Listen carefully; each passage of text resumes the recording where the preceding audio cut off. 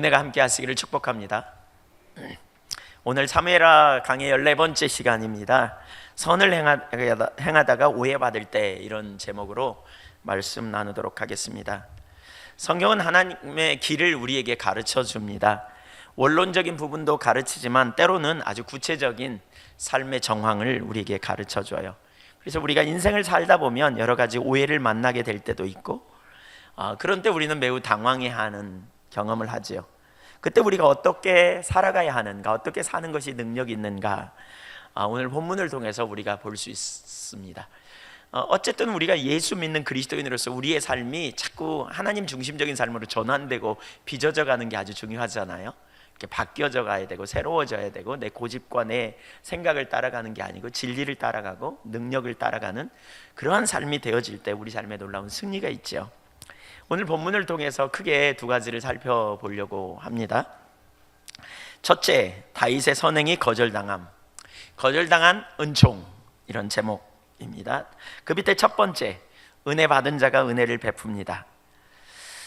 오늘 우리 사무엘하 10장 1절을 한번 다시 같이 읽어볼까요?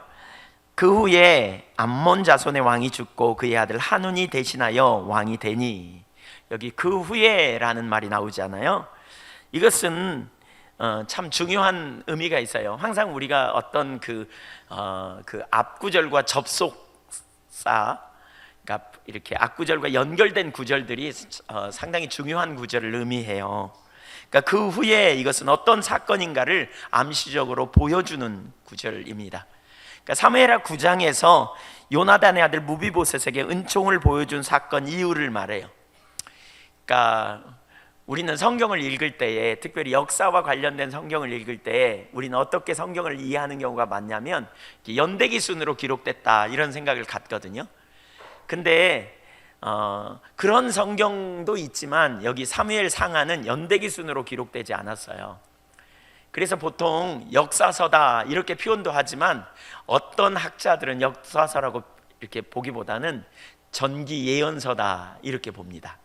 그러니까 전기 예언서, 후기 예언서 이렇게 나누는데 예언서로 보려는 경향이 있어요. 그게 무슨 얘기냐면 뭔가 그 신학적인 의도를 가지고 기록되었다는 거예요. 순서는 좀 뒤집어져 있어도 이렇게 뭔가 연대기 순으로 일어난 날짜 그대로 기록된, 그 순서대로 기록된 게 아니고, 역사를 기록한 것처럼 기록한 게 아니고 신학적인 의미를 가지고 뭔가 기록했다는 거예요. 그러니까 그런 의미로 본다면 오늘 사건은 사무엘하 8장, 우리가 이미 2주 전에 보았던 사무엘하 8장의 사건보다 더 앞서 일어난 사건으로 이해할 수 있습니다. 그럼에도 불구하고 왜 여기 뒤에다가 오늘 이렇게 10장에다가 순서를 넣어놨을까? 이게요, 하나님의 의도가 있음을 우리가 기억해야 돼요. 그러니까 사무엘하 7장에 보면 다윗의 인생의 전환점이 7장에서 일어나거든요.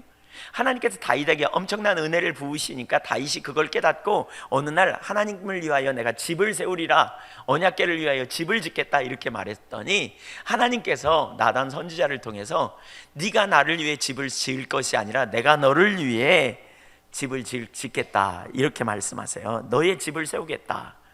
그러면서 놀라운 약속들을 주시거든요. 그러니까 큰 약속과 은혜를 깨닫고 다윗이 하나님 앞에 엎드려 감사의 기도를 합니다. 믿음의 기도를 이렇게 반응하는 기도를 해요. 그리고 난 다음에 8장에 가니까 전쟁에서 놀라운 승리를 이루어요. 근데 다윗은 이 전쟁에서 승리함으로 교만해지지 않아요. 그리고 뭐 하느냐, 자기의 권력을 가지고 교만해서 무소불위로 휘둘리는 게 아니라 그는 이스라엘 백성들을 다스릴 때, 그리고 자기 점령 지역을 다스릴 때 정의와 공의로 다스려요. 이렇게 공의를 가지고 이렇게 철저하게 하나님의 마음을 가지고 다스리는 거죠. 악을 행하는 게 아니고 자기 욕심대로 사람들에게 핍박하고 고난을 주는 게 아니고 하나님의 정의를 가지고 이렇게 다스려요. 그리고 난 다음에 8장에 9장에 가니까 무슨 일이 있냐면 그가 은총을 베풀기를 원해요. 자비를 베풀기를 원해요. 그래서 무비보셋에게 큰 은총을 베풉니다. 사울의 집안, 사울의 후손, 사울은 어떻게 보면 원수잖아요. 근데 그 후손에게 은총을 베풀기로 작정하고 이제 찾는 가운데 요나단의 아들 무비보셋이 심하게 절뚝발이었던 요나단을 만나게 되고, 그러니까 무비보셋을 찾게 되고, 그의 외모와 상관없이 그를 왕이 먹는 식탁의 자리에 앉게 해서 함께 먹도록 이렇게 섬겨주지요. 그리고 나서 오늘 본문 10장으로 와 보니까 이제 이방 나라인 암몬 족속에게도 은총을 베풀기로 여기 작정했다, 이렇게 말하고 있어요. 그러니까 사실 다윗은 하나님의 크신 은혜를 이 사무엘하 7장에서 경험하거든요. 그리고 그걸 깨닫죠. 더 그리고 난 다음에 그가 겸손해지고 그가 하나님을 경외함으로 그가 가진 권력을 통해서 자기를 누리거나 자기의 어떤 그 명예, 그 뭔가 자기를 위한 특권으로 여겨서 그것을 휘두르고 그것을 가지고 자기를 드러내려고 하는 삶을 살기보다는 오히려 그걸 가지고 이제 하나님의 기준을 가지고 정치를 할 뿐만이 아니라 그 받은 특권을 가지고 다른 사람을 섬기는 자리에 겸손히 선, 이런 사건을 말하는 거예요. 그러니까 일련의 그 과정이 있는 상황에 지금 일어난 일을 말하고 있는 거죠. 다윗은 무엇보다 은혜를 받은 자로서 하나님을 기쁘시게 하기 원했고 하나님의 마음을 가지고 섬기기 원했습니다. 그는 선을 행하는 것이 주님을 기쁘게 하는 것임을 알았어요. 스스로 원수를 갚으려 하지도 않았고 오히려 원수의 후손을 돌보려고 하는 마음, 그래서 누구보다 자신이 큰 은총을 받은 자로서, 자기가 은총을 받은 자로서 다른 사람에게도 그 은총을 베풀려고 적극적으로 나아가는 자리에 있는 것을 보게 됩니다. 우리가 은혜 받은 자라는 사실을 아는 만큼 은혜에 진정으로 감사하고 겸손해질 수 있어요. 그래서 은혜 받은 자는 은혜를 받았다는 사실을 깨닫기 때문에 그 은혜 받은 자로서 다른 사람을 은혜를 베푸는 자리로 갈 수 있다는 거예요. 여러분 은혜 받은 자이십니까? 여러분 은혜를 많이 받으셨습니까? 예. 지난주 살폈지만 사실 우리는 엄청난 은혜를 받은 자입니다. 그러니까 은혜 받았지만 은혜 받은 줄 잘 모르는 것이 오늘날 우리의 현실이에요. 왜 그러느냐? 하나님의 기준으로 자기를 보지 못해서 그래요. 자기 기준으로 보니까 그래요. 내 기준으로 보니까 내가 좀 남보다 낫고 내가 잘하고 내가 뭔가 선행을 베풀고 내가 좀 착하게 살았다는 거예요. 그래서 난 괜찮은 사람이라는 거예요. 이런 의식을 가지고 있으면 자기가 좀 잘하면 자기를 의롭다고 생각하고 못하면 죄책감에 빠지는 경우가 많아요. 그러나 하나님의 기준으로 자기를 바라보게 되면, 하나님의 기준을 가지고 자기를 대하게 되면 좀 달라져요. 왜냐하면 하나님은 하나님의 기준을 가지고 우리를 심판하시겠다고 말할 때에 우리의 마음속에 품는 죄악까지도 다 하나님의 기준으로 대하시거든요. 그래서 심지어 성경에 뭐라 그랬어요? 마태복음 5장 21절에 보면 형제를 미워하는 자마다 살인한 자고, 거짓말하는 라가라, 멍청하다, 바보 같다 라고 말하는 자마다 심판의 지옥불에 들어가게 될 거다. 심판받아. 음란한 마음을 품고 사람을 바라보는 자마다 이미 간음한 자다. 이게 하나님의 기준을 보여주는 한 예예요. 거기 보면 정직의 문제도 그 뒤에 나오고요, 어떻게 이웃을 섬길까의 문제도 쭉 나타나는데, 그 하나님의 기준을 보면 우리가 거짓말 하나 하는 것도 다 지옥에 갈 거라고 말하고 있거든요. 그러니까 그 완전한 하나님의 기준으로 우리 자신을 바라본다면 우리는 금방 우리가 누군지 알아요. 결론이 뭐예요? 죄인이라는 거예요. 극악무도한 죄인, 흉측한 죄인. 하루만, 어느 날 한 번만 죄를 범하는 게 아니라 수도 없이, 시도 때도 없이 죄를 범하는, 그것이 우리의 모습이고 그것이 우리의 심각한 상황이라는 것을 가르치고 있어요. 얼마나 심각한 죄인인지요, 얼마나 끔찍한 죄인인지를 보게 되는 것이지요. 아담이 타락한 이후에 자기 기준을 가졌고 그 기준으로 자기를 보니까 상대적인 자기는 괜찮은 사람, 그래서 자기 능력을 보면서, 그러니까 자기를 보면서 자기 능력으로 주님을 기쁘시게 할 수 있을 것 같다는 생각, 조금만 더 하면 하나님을 기쁘시게 할 수 있겠다는 생각을 갖기 때문에 우리가 자신을 하나님의 관점에서 못 보는 거죠. 그러나 마음속에 품은 죄까지도 보는 그러한 하나님의 기준을 보시면 우리가 얼마나 죄인인지 금방 알아요. 그러면서 자기의 자부심, 자랑거리로 붙들었던 모든 것들이 결국 하나님의 은혜였다는 사실을 우리는 깨닫게 되는 것이지요. 그러면서 자부심을 갖는 것이 얼마나 어리석은 일인가를 금방 알아요. 아, 내가 완전한 죄인이었구나. 하나님의 눈으로 볼 때 내가 과거에 착한 게 살았던 것, 내가 과거에 다른 사람에게 잘했다고 얘기를 많이 들었던 것, 내가 성실하게 살아왔던 모든 지난날의 삶, 그걸 보면서 우리는 제 잘난 맛을 붙들고 나는 그래도 괜찮아 라고 생각했는데, 어느 날 하나님의 기준으로 나를 봤더니 나는 태어날 때부터 다윗이 고백하는 것처럼 모태에서 죄악 중에 잉태되어서, 또 바울 사도가 고백하는 것처럼 내 속에 선함이 없대 하나도 없다고 고백하는 것처럼 우리는 하나님 앞에서 그런 고백을 할 수밖에 없는 존재라는 거죠.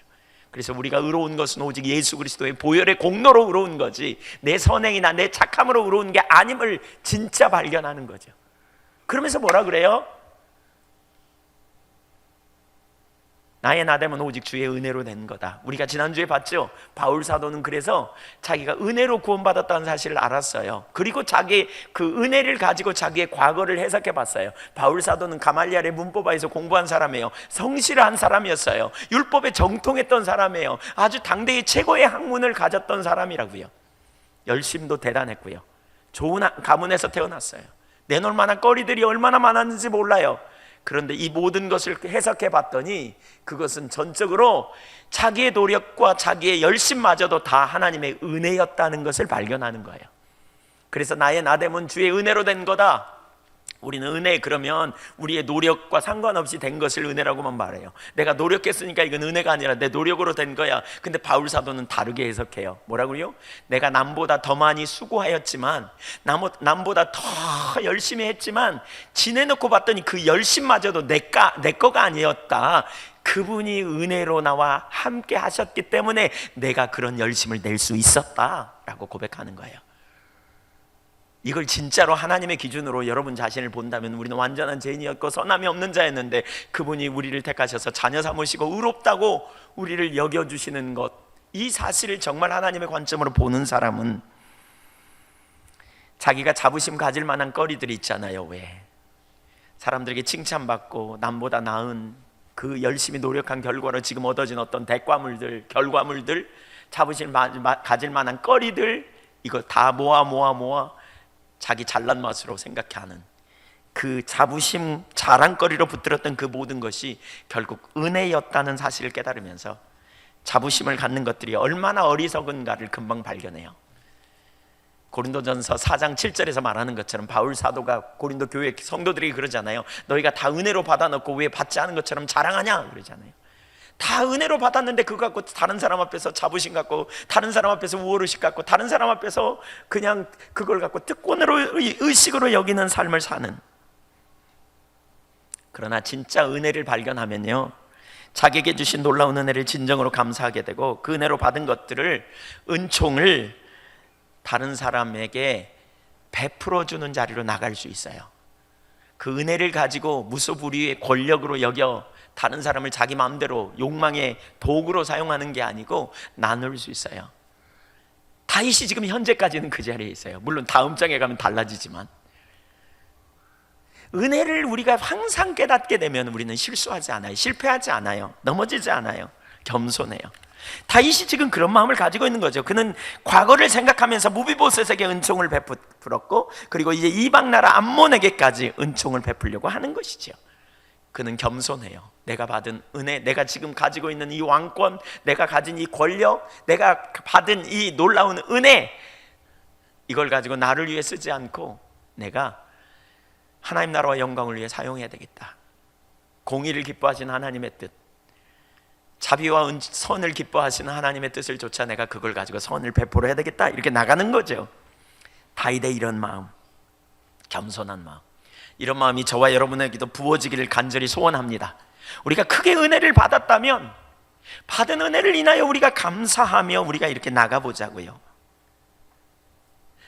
사실 이 은혜를 깨달아야 신약 성경에 바울 사도를 통해서 우리에게 주신 그 명령들을 우리가 순종할 수 있어요. 여러분, 은혜를 모르면, 그렇죠? 이렇게 우리가 받은 은혜, 하나님의 기준으로 우리 자신을 보면서 은혜를 알지 못하면요, 신약 성경에 나타난 그 명령어로 우리에게, 명령형으로 우리에게 온 말씀들 있잖아요. 이게요, 율법이 돼요. 또 다른 율법. 사실 구약의 율법은 별로 안 됩니다. 구약의 율법은 단순합니다. 근데 신약 시대로 와보면, 그쵸? 우리가 그게 하나님의 은혜를 깨닫지 못하고 우리의 힘과 우리의 능력으로 살려고 하면, 신약 시대에 예수님이 산상수훈에서 말씀하신 것부터 시작해가지고요, 서신서에 나타난 그 명령들이 얼마나 무거운 짐이 될 수 있는지 몰라요. 은혜를 알아야 하나님의 자원으로 살 수 있어요. 내가 능력이 아니고 그분이 능력인 줄 알아야 그 명령을 내 노력으로 이루려고 하는 게 아니고 하나님의 은혜를 의지하여 우리 안에 답이 없지만 나에게 말씀하신 대로 살 수 있도록 은혜로 함께 하시고 때를 따라 돕는 은혜를 부어주시겠다고 약속하신 그 주님을 신뢰함으로 그 삶이 우리 가운데 열매로 맺어지게 되는 것이지요. 근데 그걸 모르면요, 율법이 된다니까요. 그러니까 구약의 율법 더하기 신약의 율법, 그래서 죽을 것 같아요. 예수 믿기 정말 어려운 거죠. 은혜를 이해해야 돼요. 빌립보서 2장 2절 이하에 보면 이런 표현이 있죠. 마음을 같이하여 같은 사랑을 가지고 뜻을 합하여 한 마음을 품어 아무 일에든지 다툼이나 허영으로 하지 말고 오직 겸손한 마음으로 각각 자기보다 남을 낮게 여기고 각각 자기 일을 돌아볼 뿐더러 또한 각각 다른 사람들의 일을 돌보아 나의 기쁨을 충만하게 하라. 아니, 이기적인 시대 아닙니까? 자기 하나 살기도 어려운 시대에 내 코가 석자인데 어떻게 남을 돌아보아요? 나를 드러내야 되는 자기 피할 시대인데 남을 나보다 낮게 여기라고요? 말이나 됩니까? 어떻게 이렇게 삽니까? 우리가 이렇게 말할지 몰라요. 어떻게 우리가 이 삶을 살 수 있습니까? 어떻게 가능합니까? 하나님의 기준으로 나를, 내가 누구인지 온전히 이해하면요, 그래서 정말 주님의 은혜가 내게 필요함을 아는 그런 큰 은총을 내가 받은 자인 줄 알면, 우리가 은혜를 많이 받으면, 우리 마음이 많이 받은 자임을 깨달으면 우리는 진짜 하나님께 감사하고 받은 은혜로 인하여 기뻐하면서 우리가 다른 사람을 진짜 섬길 수 있어요. 섬기는 자로 가게 된다고요. 우리가 많이 은혜를 받은 자로서 우리의 마음이 넉넉해짐을 우리가 느끼게 될 거고요. 그래서 우리는 다른 사람을 섬기는 자리로 정말 갈 수 있어요. 우리 다음 주일은 맥주 감사주일이에요. 감사의 절기라고요. 우리가 받은 은혜를 계수해 볼 필요가 있어요. 하나님 우리에게 주신 은혜가 얼마나 크고 놀라운지, 죄인된 우리를 구원하신 그분의 놀라운 은혜, 우리가 얼마나 크신 은혜를 받았는지, 우리가 하나님의 기준으로 우리 자신을 볼 때 진정한 은혜를 알게 되고 그 은혜의 크기를 우리는 발견하게 될 거예요. 그걸 진짜 발견했다면 우리는 감사의 절기에 우리가 어떻게 살아야 될지 답이 나와요.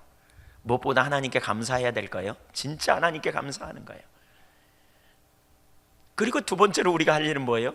하나님께서 주신 특권들을 가지고, 축복들을 가지고 하나님 나라와 영광을 위해 내가 사용하는 거예요. 그걸. 그래서 가난한 이웃을 보면 섬기는 자로 가야 되고요, 그렇죠? 소외된 자들을 돌보는 자로 나아가야 돼요.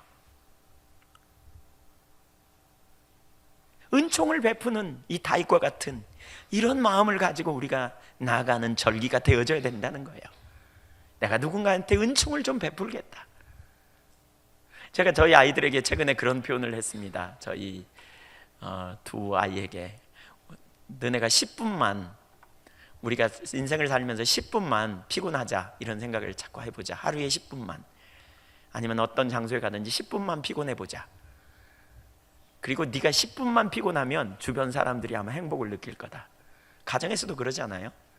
여러분, 우리가 10분만 수고하면요, 청소기 한번 돌릴 수도 있고요, 어떤 때는 10분만 수고하면 설거지통에 있는 설거지 할 수도 있고요, 우리가 먹었던 음식, 그쵸? 그 그러니까 뒤처리하는 일도 충분해요. 그 정도면 내가 10분만 수고하면 그 다음 거기 오는 사람에게 기쁨을 줄 수 있죠. 가정 안에서도 마찬가지예요. 작은 희생이에요. 그렇죠? 섬김 얼마나 중요합니까? 우리가 은혜를 받은 자로서, 우리가 풍요한 은혜를 받은 자로서 나누고 섬기는 삶 얼마나 귀한 일입니까? 자꾸 베푸는 삶 얼마나 소중한 삶입니까? 얼마나 이것이 귀하고 참 소중합니까? 우리가 사는 삶의 현장에서, 직장에서, 삶에 만나는 사람들과의 관계에서 우리가 한 10분씩만 피곤하면, 제가 그런 운동을 좀 하면 어떨까 이런 생각을 해요. 10분씩만 좀 희생하면, 어쩌면 우리의 삶의 일부분만 헌신하면 우리가 훨씬 더 평안할 거예요. 우리는 본능적으로 그게 참 안 돼요. 우리는 노는 문화에 익숙하고, 그러니까 먹는 문화에 익숙하고, 쾌락에 익숙하고, 우리는 자기 소유에 익숙하고 그러잖아요. 신앙이 타락하면요, 영향력을 상실해 가요. 소금이 맛을 잃으면 영향력을 상실해 가잖아요. 버리워진다 그랬어요. 여러분, 종교학자들이 그런 표현을 해요. 쓴 책에 보면 그런 얘기를 해요. 어떤 도시에, 어떤 마을이나 어떤 공동체에 4명 중에 1명, 25%의 사람들이 같은 가치관을 가지고 있다면 그 문화가 바뀔 거라는 거예요. 근데 우리나라의 강남이 25%의 사람들이 예수 믿는 기독교인이래요.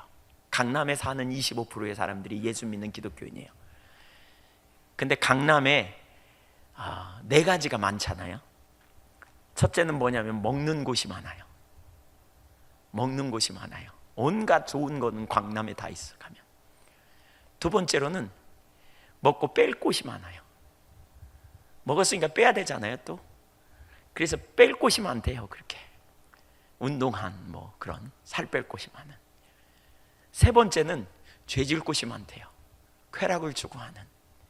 죄 지으려면, 놀라면 강남 가야 된다는 거예요.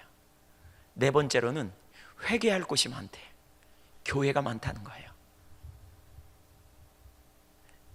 종교학자들이 그런 표현을 해요. 기독교가 정체성을 잃으면 어디로 가는가? 우리 본능적인 것을 추구하고 그것으로 만족하는 자를 돌아가 버리는. 하나님께서 왜 우리에게 은혜를 베푸셨는가를 우리는 생각해 봐야 되겠어요. 감사의 절기에 여러분이 다른 사람보다 더 큰 은혜를 받았고, 여러분이 잘난 맛 있잖아요. 제일 잘난 맛, 내가 자부심을 가질 만한 거리들이 많이 있다면 여러분은 다른 사람에 비해 훨씬 더 은혜를 받은 사람들이에요. 그러면 여러분에게 왜 은혜를 부으셨는지 기억해야 돼요. 고린도후서 6장 1절에 보면 은혜를 헛되이 받지 말라 그랬어요. 그 은혜를 받은 것을 하나님께서 왜 베푸셨는지, 나의 쾌락을, 나의 안락을 위해, 나 혼자 잘 먹고 잘 살라고, 내 평안을 위해 하나님 주셨다고 생각하십니까? 어쩌면 하나님 여러분을 통해 은총을 베풀도록, 하나님 여러분을 통해서 가난한 자를 돕도록, 하나님 여러분을 통해 하나님 나라와 영광을 이루기 위해 하나님께서 여러분에게 은총을 베풀지 않았는지 우리는 생각해 봐야 할 것입니다. 다윗은 적어도 지금 이 순간에 그렇게 자비를 베풀려고 하는 마음을 가지고 있는 것을 보게 됩니다. 베푸신 은혜를 가지고 이 감사의 절기에 베풀어 주신 은혜를 받았다면 그 은혜를 가지고 하나님께 감사하고, 그 은혜를 가지고 하나님의 영광을 위해 하나님이 기뻐하시는 일에 여러분 함께 쓰임받는 여러분이 되시기를 축복합니다. 그렇게 우리가 결단해 보십시다. 조금 나누자, 조금 섬겨보자. 하나님이 기뻐하시는 본질적인 자리에 우리가 가보자. 받은 은혜로서 내가 얼마나 큰 은혜를 받은 자인가. 그래서 우리의 마음이 부드러워지고요, 나누고요, 이렇게 우리가 가보자고요. 두 번째, 암몬의 오해와 그 결과의 참담함. 다윗은 암몬 왕 나하스에게 은총을 받은 적이 있다고 말합니다.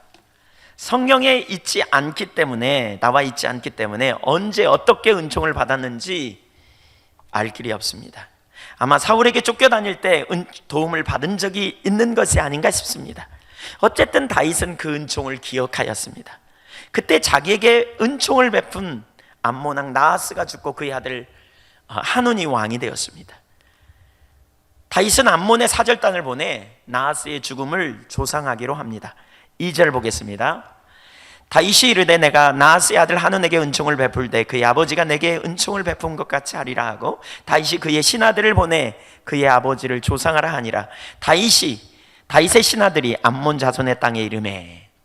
자, 은총을 베풀 때 조상하자, 화친을 맺자는 거예요. 좋은 관계를 유지하기 위해서 나간 거예요. 그런데 문제가 생겼습니다. 다윗의 의도와는 다르게 암몬 족속의 관리들이 오해를 하고, 그 오해 때문에 마침내 이스라엘 민족과 관계가 깨지게 됩니다. 3절을 보겠습니다. 그들의 오해의 내용을 같이 한번 읽어볼까요? 시작. 암몬 족속의 관리들이 그들의 주 한운에게 말하되 왕은 다윗이 조객을 당신에게 보낸 것이 왕의 아버지를 공경함인 줄로 여기시나이까? 다윗이 그의 신하들을 당신에게 보내 이 성을 엿보고 탐지하여 함락시키고자 함이 아니니까 하니. 그들이 하는 말 들어보세요. 얼마나 잘못된 오해예요. 다윗은 그런 생각을 이만큼도 갖고 있지 않은데 뭐라 그래요? 다윗이 그 정탐꾼을 보내서 이성을 탐지해갖고, 사실 거기 암몬은 오늘날로 말하면 요르단이거든요. 요르단 그 암만이 그 바락성 거기거든요. 근데 그 요르단 암만은요 아주 높은 언덕 위에 있어요. 거기다가 성을 쌓아 놓으니까 거기에 쉽게 갈 수 없는 곳이에요. 요새라고요. 그러니까 거기에 이렇게 받아들이면 뭔가 이렇게 정탐해가지고 쳐들어올까 이런 생각을 가졌던 것 같아요. 근데 다윗은 이만큼 또 그런 생각을 갖고 있지 않았거든요. 전혀. 근데 그들이 오해한 거죠. 그러니까 오늘 이런 오해를 인하여 얼마나 많은 문제가 생기는지 몰라요. 여러분도 그런 경험 하셨을 거예요. 나는 이런 의도로 말했는데 상대편이 저런 의도로 알아들어. 나는 이렇게 말했는데 상대편이 저렇게 이해해가지고 오해하고 혼자 씩씩거리고 혼자 괜히 삐져갖고 왜 삐졌는지 몰라. 제가 지금도 가끔 그런 경험을 합니다. 어떤 때는 저하고 이렇게 친하게 지냈던 분들이 어떤 때는 저에게 말을 안 해요. 왜 안 하는지 이해가 안 돼. 교회 안에서 가까이 있는 사람을 만나서 얘기도 하겠는데 멀리 있는 사람은 이해도 못해.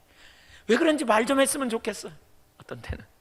근데 그런 경우가 가끔 있는 걸 봐요. 인간관계에서 환경 등에 대해서 여러 가지 여건과 연관해서 우리가 이런 혼돈을 많이 하죠. 오해를 받기도 하고 오해를 하기도 하고, 이게 인간 사이에 얼마나 많이 있는지 몰라요. 되게 이런 오해를 하는 사람은요 분명한 자기 결론을 금방 내려버려요. 잘못된 오해를 가지고 틀림없이 이렇게 했어, 그러니까 이렇게 나에게 대하는 거야, 뭐 이런 결론을 가지고 그래서 나도 이렇게 할 거야, 이렇게 그 결론으로 자기도 속아 넘어가고요, 또 남들도 속여요. 또 그 말에 넘어가도록 만들어요. 여기 암논 자손의 관리들이 지금 자기들도 그렇게 속아 넘어가가지고 그렇게 확신을 갖고 말하고, 그리고 젊은 왕 한운에게도 그렇게 말해가지고 한운이 그냥 쏙 넘어가게 만드는 거죠. 어쩌면 암몬 자손의 그 후손들, 그 관리들은 스스로 자기들이 똑똑하다고 생각했을 거예요. 적의 의도를 파악해서 나라를 위기에서 건져내는 너무나 놀랄만한 판단력이다, 이렇게 생각했을지도 몰라요. 부정적인 생각을 가지고 결론을 내리는 것은 더 조심해야 됩니다. 특히 어떤 사람이나 환경에 대한 부정적인 결론을 내리는데 우리가 정말 조심해야 합니다. 어떤 사람을 부정적으로 단언하는 데 있어서, 어떤 사람의 행동에 대해서 부정적으로 단언하는 데 있어서 정말 우리는 조심해야 합니다. 여러분이 어떤 사람이 여러분을 미워한다거나 어떤 사람이 여러분에게 손해를 끼치려고 하는 의도를 갖는다고 생각하거나 이러한 상황에 있을 때는 특별히 조심해야 합니다. 그 사람과 상관없이 할 수도 있거든요. 저도 그런 오해를 참 많이 해요. 가끔 제가 제 아내에게 이렇게 말해요. 누가 나한테 이렇게 하던데 내가 기분이 나빴어, 그랬더니 제 아내는 그런 의도가 아닌 것 같은데. 아니야, 틀림없이 그럴 것 같아. 2, 3일 지난 후에 그런 의도가 아닌 걸 발견합니다. 얼마나 오해를 잘하는지 몰라요. 저만 그런 게 아닙니다. 제가 보면 제 아내도 가끔 그런 예가 있고요, 주변의 사람들도 그런 오해를 많이 합니다. 어떤 분들이 저에게 와서 오해했다고 말합니다. 전에 목사님 그렇게 생각했는데 알고 봤더니 그게 오해였어요, 용서해 주세요. 그나마 말하니까 알지, 말 안 하고 가만히 있다가 넘어간 사람들도 많을 텐데. 이런 일들이 우리 가운데 많다고요. 그래서 조심해야 돼요. 왜 우리가 그런 오해를 하게 돼요? 과거의 부정적인 경험 때문에 우리도 모르게 색안경이 끼어지는 거죠. 또는 어떤 하나님의 길이 뭔지 모르기 때문에 인본주의적인 그런 색안경을 끼고 있을 수가 있다는 거죠.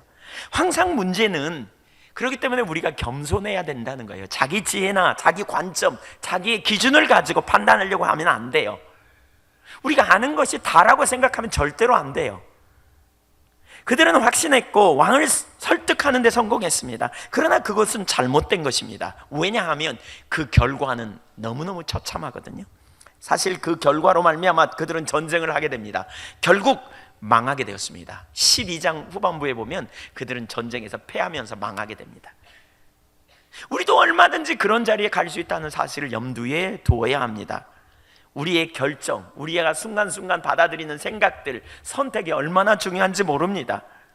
이런 오해들이 성경에 자주 나타나요. 우리가 그 한 두 가지만 살펴보면서 그런 오해에서 좀 배우면 좋겠다 싶은데요, 하나는 우리가 사무엘상 18장에서 이미 살핀 것처럼 사울이 블레셋을 물리치고 전쟁에서 돌아올 때 사람들이, 여인네들이 거기 블레셋 장수인 골리앗을 물리치고 온 그 다윗을 보면서 이렇게 노래하잖아요. 사울은 천천히요, 다윗은 만만히로세. 우리가 말을 참 잘해야 돼요. 이 사울을 그냥 빼버리고 다윗은 만만히로서 이랬으면 사울 별로 기분 안 나빴을 거예요. 근데 괜히 사울을 거기다 취직시켜가지고, 그쵸? 왜 사울을 들먹거려가지고, 그쵸? 비교해 놓으니까 기분 나쁜 거예요, 그쵸? 여러분, 누구 말할 때는 그 사람만 칭찬하고 말해야지 비교해가지고 말하면 안 돼. 과거에 어떤 분이 그러더라고요. 목사님, 그 목사님 설교 정말 잘해요. 그래요? 잘 됐네요. 목사님보다 훨씬 잘해요. 알았어요. 그러세요. 예, 듣는 사람 기분 나쁘지 않아요. 왜 나를 취직시키냐고, 거기다가 등장시키냐고요. 그쵸? 그냥 그러면 되는데. 예. 말하는 거 잘해야 돼요. 그러니까 듣는 사울이 기분 나빴어요. 그래가지고 그 다음에 무슨 상상을 하기 시작하면 8절 18장 8절 사울이 그 말에 불쾌하여 심히 노하여 이르되 다인에게는 만만을 돌리고 내게는 천천만 돌리니 그가 더 얻을 것이 나라 말고 무엇이냐. 더 얻을 것이 나라 말고 뭐냐는 거예요. 자, 여기까지는 안 갔어야 돼요. 기분이 좀 나쁘고 그냥 끝나야 돼요. 근데 그가 더 오해를 하면서 생각을 발전시켜요. 여러분, 어떤 오해가 되면 거기서 멈춰야 돼요. 그 다음에 결론을 넘으면 안 돼요. 혹시 이런 일이 있을까? 이러면서 멈춰야 돼요. 그리고 겸손한 자는 하나님을 찾아가요. 하나님 앞에서 의도가 무엇일까, 뜻이 무엇일까 이렇게 찾을 거예요. 근데요, 그런 생각을 받아들이면 생각이 꼬리에 꼬리를 물어요. 원수가 자꾸 부정적인 생각을 넣어주고 또 넣어주고 또 넣어주고 또 넣어주고, 그래서 하루쯤 지나고 나면 결론이 나와요. 저놈 죽여야 내가 왕위를 계속 유지하겠구나. 이게 결론으로 나왔어요. 그 다음 날부터 사울은요, 다윗을 죽이는데 그의 일생을 소비합니다. 그러니까 그 다음날 아침에 하나님 부리시는 악신이 그에게 임했다. 그래서 그는 뭐예요? 악신 충만이에요. 그 다음부터 악신에게 얼마나 고통을 당하는지 몰라요. 여러분, 이 생각을 잘 지켜야 돼요. 생각이 빼앗기면 우리가 주님께 집중하는데 이렇게 안 돼요. 놓쳐요. 헛된 생각, 특별히 부정적인 생각, 오해로 말미암은 생각이 그를 귀신 들리게 하고 결국은 그의 일생 동안 다윗을 자기의 동지였잖아요. 다윗을 쫓아다니고 죽이려고 쫓아다니다가 국력을 소비하고 결국 블레셋에게 대패해서 자기도 죽고 자기 세 아들도 죽음을 비참하게 맞이하는 결과를 가져오게 되잖아요. 얼마나 비극입니까? 오해가 얼마나 큰 결론을 가져올 수 있는지 아실 필요가 있어요. 여러분, 우리가 오해하기 전에, 오해가 어떤 부정적인 생각이 들 때 그걸 확인하기 전까지 단언하는 일 그만하셔야 돼요. 우리가 어떤 결론을 내리기 전에 자꾸 우리는 겸손하게 배우려고 하고 들으려고 하는 그런 자세가 우리 가운데 얼마나 중요한지 몰라요. 이런 겸손이 있어야 돼요. 이런 오해가 열왕기 하에서도 나옵니다. 아람 나라 장관인 나아만의 이야기입니다. 그는 한센병에 걸렸습니다. 당시에 불치병이었고 소문을 듣고 치유를 받기 위해서 이스라엘의 엘리사를 찾아서 옵니다. 그때 나아만은 나름대로 엘리사에게 기대감을 가지고 옵니다. 내가 가면 엘리사가 와서 내 상처 위에 손을 얹고 나를 치유해 주겠지? 근데 엘리사가 자기 기대와 다르게 말합니다. 그러니까 성질을 냅니다. 열왕기하 5장 10절을 볼까요? 엘리사가 사자를 그에게 보내 이르되 너는 가서 요단강에 몸을 7번 씻으라. 네 살이 회복되어 깨끗하리라 하는지라. 마중도 안 나와. 그리고 그냥 사자만 한 명 보내가지고 가서 씻어라, 요단강에 씻어라 이렇게 말해요. 11절 나아만이 노하여 물러가며 이르되, 성질이 바락바락 났어요. 내 생각에는 그가 내게로 나와와서 그의 하나님 여호와의 이름을 부르며 그의 손을 그 부위 위에 흔들어 나병을 고칠까 하였도다. 손을 막 흔들면서 기도해 주기를 원했던 거예요. 근데 그렇게 안 해준다는 거예요. 나아만은 자기의 기대가 달라. 그렇게 성질을 내고 그냥 어떻게 하느냐, 갈라 그래요. 12절 다메섹강 아마나와 바르발은 이스라엘 모든 강물보다 낫지 아니하냐. 내가 거기서 몸을 씻으면 깨끗하게 되지 아니하랴 하고 몸을 돌려 분노하여 떠나니. 제가 요단강 가봤거든요. 요단강은요 좁아요. 강이라고 할 것도 없어. 냇가예요. 그냥 또랑, 아시죠? 또랑. 거기다가 흙탕물이에요. 시커매요. 예수님 세례받은 터라 그러는데 시커매요. 그냥 흙탕물이에요. 흙탕물이라고 다 들어온 건 아니지만 하여튼 깨끗하진 않은 것 같아요. 들어갈 맛은 별로 안 나요. 저는 거기서 세례받으라 그러면 좀 고려해 볼 것 같아요. 시커매요. 근데 그 물에 가서 씻으라 그러니 나병이잖아요. 이거 깨끗하게 좀 관리해야 되잖아요. 거기 들어라 그러니 얼마나 기분 나빠요. 안 가는 거예요. 그냥 안 가겠다는 거예요. 훨씬 더 깨끗한 물에 가서 씻으면 더 낫지 않겠냐? 누가 뭐 몰라서 물에서 안 씻냐? 뭐 그러면서 성질내면서 가는 거죠. 여러분, 교만하면요 이렇게 배우려는 자세가 없는 거죠. 그래서 사실 그 은총을 놓치기가 얼마나 쉬운지 몰라요. 그러나 그럼에도 불구하고 나아만이 복된 이유가 있어요. 나아만은 사실 지금 교만했어요. 자기 나름대로의 기준을 가지고요 그 기준에 맞지 않으니까 돌아가 버리겠다는 거예요. 고침받으러 멀리서 왔지만 가버리겠다는 거예요. 그러나 그럼에도 불구하고 나아만이 복된 이유가 뭐냐? 그에게 바른 말을 해줄 수 있는 동역자가 있었기 때문이라는 거예요. 바른 말을 해줄 수 있는 동역자가 있었고 그 말을 듣는 귀가 있었다는 거예요. 그래서 복돼요. 5장 13절을 보겠습니다. 그의 종들이 나와서 말하여 이르되 내 아버지여 선지자가 당신에게 큰 일을 행하라 말하였다면 행하지 아니하였으리까. 그의 종 중에 한 종이었지만 사실 귀한 동역자예요. 바른 길을 볼 수 있는 동역자. 만약에 왜 성질내고 갈라 그럽니까? 더 큰 일 시켜서라도 했지 않으셨겠어요? 나으려고? 근데 이까짓 하물며 이렇게 그 씻어 깨끗하게 하라 하는 이 말에 순종하지 못합니까? 라고 말하는 거죠. 나만이 그 말을 들어보니까 맞거든요. 틀린 말이 아니거든요. 그러니까 이에 내려가서 하나님의 사람의 말대로 요단강에 7번 몸을 잠그니 그의 살이 어린아이의 살같이 회복되어 깨끗하게 되었더라. 할렐루야. 얼마나 놀라운 일입니까? 이런 동역자가 여러분 있으세요? 오해를 잘하면 동역자라도 잘 둬야 돼요. 그래서 우리는요 성경에 뭐라 그러냐? 동역자를 두도록 말씀하세요. 우리는 독불장군이 없어요. 어떤 사람은 신앙생활을 혼자 해요. 혼자. 사람들에게 자기 마음을 안 열어. 절대로 자기를 절대로 드러내지 않아. 여러분, 그러면 절대로 우리의 신앙생활이 올바로 갈 수가 없어요. 저도 개인적으로 제 삶에 좋은 동역자들이 여러 명 있었고요 지금도 있습니다. 제가 어떤 얘기를 나누면 어떤 때는 씩씩거리고 가서 오해해가지고 나누면 어떤 데는 씩씩거려가지고 납득이 잘 안 돼서 나누면 금방 길이 뭔지 얘기해 줍니다. 맞아, 다 맞는 얘기야. 들어보면 금방 깨달아요. 많은 경우에 이 사람한테 얘기해서 잘 안 들으면 이 사람 잘 해결이 안 되면 이 사람하고 얘기해 보면 알아. 또 어떤 데는 공동으로 같이 모여서 얘기하다 보면 아, 그럴 땐 이렇게 해야 되는구나. 이게 금방 보여요. 이런 겸손이에요. 이게 겸손입니다. 신앙생활을 혼자 할 수 없습니다. 자기 혼자 나름대로 신앙이 좋은 것 같지만 함께 하지 않으면 절대로 승리가 안 되더라고요. 삶을 나눠야 돼요. 오픈해야 돼요. 그래서 하나님의 기준을 볼 수 있는 동역자들을 둬야 돼요. 분별력이 좋다면 없다면 좋은 동역자라도 있어야 된다니까요. 야고보서 5장 16절에 보면 이런 표현을 하죠. 너희가 그러니까 우리가 죄를 회개하는 길에 대해서 두 가지를 말하죠. 요한 1서 1장 9절에 보면 만일 우리가 우리 죄를 자백하면, 하나님 앞에 죄를 자백하면 하나님은 미쁘시고 의로워서 우리의 죄를 사하신다는 거예요. 근데 두 번째 뭐라 그러냐? 너희가 너희 죄를 서로 고하고 병낫기를 위해 기도하래. 아니, 죄를 하나님께 회개하면 되지 무슨 동역자에게, 무슨 형제에게 가서 죄를 고백해? 우리는 이런 생각합니다. 내 죄 약함을 고백하는 게 그럼 뭐가 돼? 이런 생각합니다. 근데 왜 그렇게 하라 그럴까요? 여러분, 우리가 약하기 때문에 그래요. 우리 스스로 하나님과의 관계성에 기초해서 있고 나름대로 하나님의 길을 잘 찾아간다고 아무리 자부심을 갖는다 할지라도 여러분, 동역자가 필요해요. 나눠야 보여요. 우리는 부분적이에요. 우리는 영적으로 매우 편협한 시각을 가지고 있어요. 그래서 우리가 서로의 사이에 담을 무너뜨리고 하나 돼야 될 이유가 여기 있는 거죠.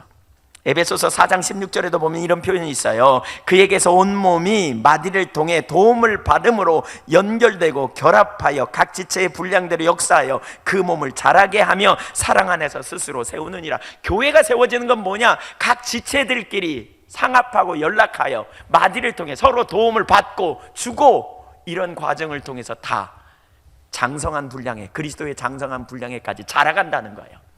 혼자 자라는 게 아닙니다. 혼자 성숙될 수 없습니다, 여러분. 그래서 우리의 삶을 나눌 필요가 있습니다. 오픈해야 합니다. 그래서 저는 교회의 지체가 되라, 제가 이런 표현을 많이 합니다. 지체가 되라. 방문하는 분들한테 예한교회 등록해라, 제가 그런 의도로 말하는 건 아닙니다. 그건 하나님의 인도를 받으십시오. 제가 말씀드린 건 교회에 등록했음에도 불구하고 아직 지체가 안 된 분들에게 말하는 겁니다. 등록하셨고 가족이 되기로 작정하셨다면 여러분 모임 공동체에 참여하십시오. 선교에 같이 가서 여러분의 마음을 서로 오픈하십시오. 때로는 하나 되는 게 쉽지 않습니다. 때로는 받아들이기가 서로 쉽지 않을 수도 있습니다. 그러나 우리가 서로를 나눔을 통해서 알아가고 존중히 여기고 하나 되며 섬길 때 우리가 서로 자라갈 수 있다는 사실을 기억해야 합니다. 우리 모두는 자기중심적이어서 자기 확신에 빠져 결론을 내리고 행동할 때가 얼마나 많은지 모릅니다. 자기 확신 가지고 문제는 그것들 때문에 실수하고 많은 어려움을 당하기도 하고 다른 사람에게 상처를 주기도 합니다. 나름대로의 결론을 내려서 사람을 판단하고 이웃을 미워하고 행동하고 또 상처를 주고받는 일들이 너무나 많습니다. 때로는 돌이킬 수 없는 상처를 남기기도 합니다. 우리가 얼마나 쉽게 오해할 수 있는지 모릅니다. 그럼에도 오해하는 사람들이 다 그렇듯이 자기가 오해하고 있다는 사실을 모른다는 겁니다. 자기 확신에 빠져서. 그리고 그 확신 가지고 주장하고 그 확신 가지고 비난하고 공격하고 자기도 속고 다른 사람도 주변 사람까지도 속이는, 그래서 함께 빠지게 되는 결과를 가져올 수 있다는 거예요. 그래서 우리에겐 겸손이 필요해요. 겸손이 필요해요. 이 노인당에 가면 십계명이 있다면서요? 십계명? 그 십계명 중에 하나가 뭐 그런 거래요. 고집 부리지 말자. 우리가 나이가 먹으면서 정말 조심해야 될 게 그거 같아요. 자기 확신에 빠진다는 거예요. 자기 확신에. 그러면서 고집을 해요. 사소한 것에 고집 부리는 거예요. 그냥 별것도 아닌 것에 그냥 고집 부려요. 그래갖고 빡빡 우겨. 대접받으려면 고집 부리지 말자, 뭐 노인당 십계명에 그런 게 포함되어 있다고. 제가 직접 가서 보지는 않았기 때문에 모르지만, 연세 드신 분들만 그렇다는 게 아니고요, 우리 누구든지 그 자리에 갈 수 있다는 거예요. 그래서 우리는 정말 겸손이 필요해요. 겸손이. 오해할 수 있는 가능성이 우리 가운데 너무너무 많은. 여러분 누군가에 대해서 오해하면 상대편에 가서 물어보세요. 내가 이런 생각이 드는데 맞냐고. 맞는다면 그때부터 오해를 아니요, 그때는 오해가 아니겠지만 그때부터는 진짜 그렇게 하세요. 근데 아니라 그러면 풀으면 돼요. 액면 그대로 받아들이는, 하나님을 경외하고 하나님을 사랑함으로 그분 앞에 정직하고 우리가 이렇게 서로 소통하면 소통 못할, 그러니까 오해는 우리 가운데 끊어지는 것 같아요. 마귀가 그런 오해를 줘가지고 문제를 야기시키죠. 교회 안에서도 그렇고 서로 그렇게 되기가 얼마나 쉬운지 몰라요. 그래서 우리에게 분별력이 필요한, 여러분 영적으로 성숙된 분별력 있는 동역자들을 많이 두시기를 축복합니다. 저는 제 아내가 제 동역자이기도 하고요, 또 제 주변의 목회자들이 제 동역자들이기도 합니다. 같이 무엇이든지 다 나눌 수 있는 동역자. 그때마다 그분들이 때로는 말하는 게 어떤 때는 좀 아프기도 합니다. 어떤 때는 화도 납니다. 그러나 결국은 지나놓고 보면 그게 정답입니다. 시간이 지나면서 그게 옳은 거를 금방 압니다. 그래서 뭐예요? 자존심이 아니라 진리를 따라 순종해 가면 승리가 있음을 발견하게 돼요. 겸손해지십시다. 아멘. 한번 따라서 하십시오. 말을 잘 듣자. 말 안 듣는 남편 보면 이럴 때 보면서 한마디 하시고 아내를 보면서도 서로 말을 잘 들어야 돼요. 옳은 말에 귀를 기울일 수 있어야 돼요. 주장한 자세로 하지 말고 말하는 걸 우리가 겸손히 듣자고요. 그렇게 되기를 원합니다. 다시 한운의 잘못된 결론으로 돌아가 보시자고요. 다시 한운이 그 말을 듣고 어떤 결론을 내리느냐면 4절에 보니까 다윗의 신하들을 잡아 수치를 줍니다. 수치 준 내용은 좀 이따 보겠고요. 특별히 여러분 젊은이들이요, 오늘 설교를 들으면서 젊은이들은 특별히 겸손하십시다. 젊은이들만 아멘 하세요. 젊은이들이요, 겸손하십시다. 별로 젊은이가 없나?